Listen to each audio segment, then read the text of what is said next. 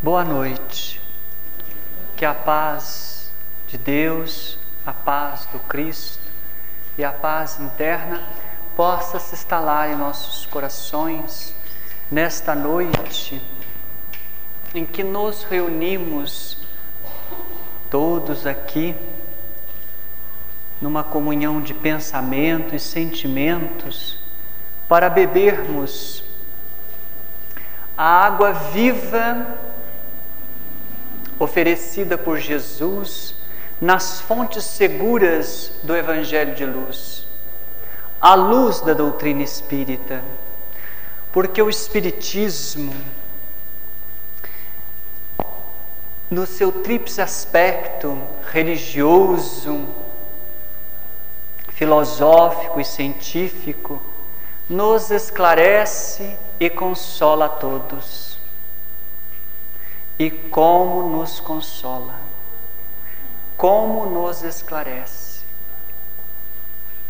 É uma alegria novamente estar aqui para compartilhar com vocês aquilo que temos aprendido, aquilo que temos lido, estudado e percebido como realidade de nossas existências.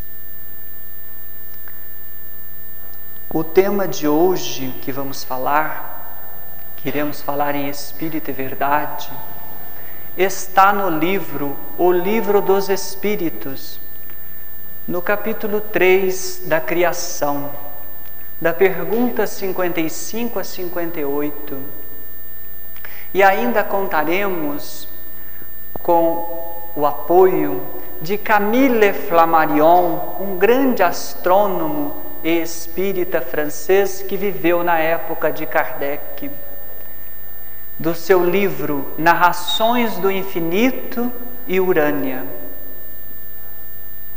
Mas antes que nós façamos a nossa viagem celeste, que decolemos em busca de informações sobre outros mundos, é preciso tomar as asas do Evangelho. Então nós vamos buscar um elemento no Evangelho segundo o Espiritismo, no capítulo 3. Por que falarmos deste tema? Todos nós percebemos mudanças muito grandes no mundo, na nossa morada. Todos nós percebemos e sofremos e temos ansiedades, sofremos turbulência em nossos corações, porque a mudança nos traz ansiedade. Nós não sabemos como vai ser amanhã. Será que eu vou me adaptar ao clima da nova terra? Será que eu vou me adaptar às novas leis sociais, psicológicas, espirituais? Será? Será que eu vou ficar habitando essa terra enquanto vemos mudanças bruscas, entes queridos que partem para o mundo espiritual e nós ficamos? Tudo isso nos traz tantas turbulências. Mas, queridos irmãos no ideal cristão, quando o Senhor esteve entre nós, digo, no corpo físico, porque o Senhor está sempre entre nós, e Ele caminha entre nós em espírito, e nos envolve no seu amor incondicional de irmão e mestre. Ele, Jesus, o disse: não turbem vossos corações, crede em Deus, crede em mim também. Porque na casa de meu Pai há muitas moradas. Se assim não fosse, eu não teria dito: eu me vou para preparar um lugar para vós. Quando eu tenha preparado, retorno e levo todos vocês para estar onde eu esteja. Não é esse um chamado do Senhor para que todos nós façamos parte da comunhão universal do cosmos? Não é esse um ensinamento do Senhor para nos dizer que a casa de nosso Pai é o universo?